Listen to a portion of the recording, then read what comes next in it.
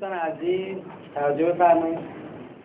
من میخواستم فرصت رو مغتنم بشمارم و از جناب آقای دکتر رادمر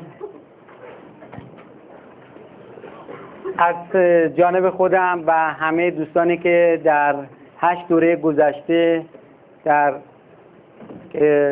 بخش آموزش آزاد دانشگاه تهران شرکت کردم و این رو مدیون محبت‌های جناب دکتر رادمر و جناب دکتر جعفری هستیم. اینجا تشکری از محضرشون داشته باشم.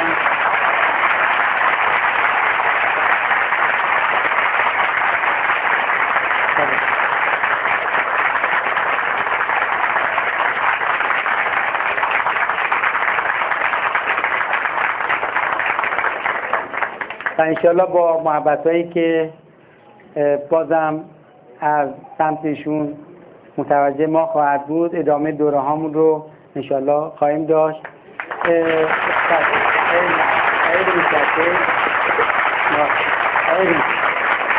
خیلی ممنون. دوستان تبریزیمون لوح تقدیری رو برای ایشون تهیه کردن. خواهش میکنم که محبت بکنن تقدیم حضورشون بکنید.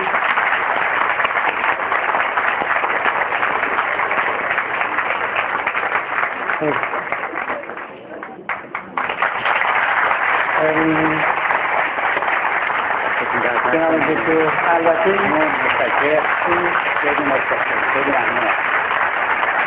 اون گونه که باید و شاید پاسخ چندانی در قبال محبت‌های جناب دکتر نیست، ولی برگ سبزی صوفی درویش.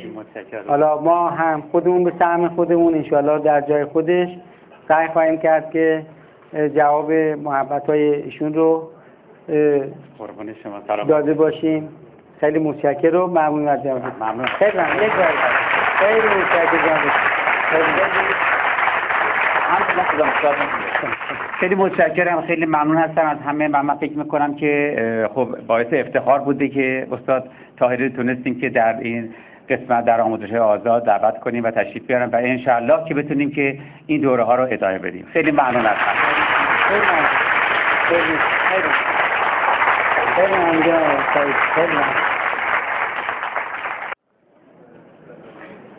خیلی ممنون. خیلی متشکرم. دستون درد نکنه. خیلی متشکرم. خیلی ممنون. خیلی متشکرم. خیلی ممنون. خیلی متشکرم.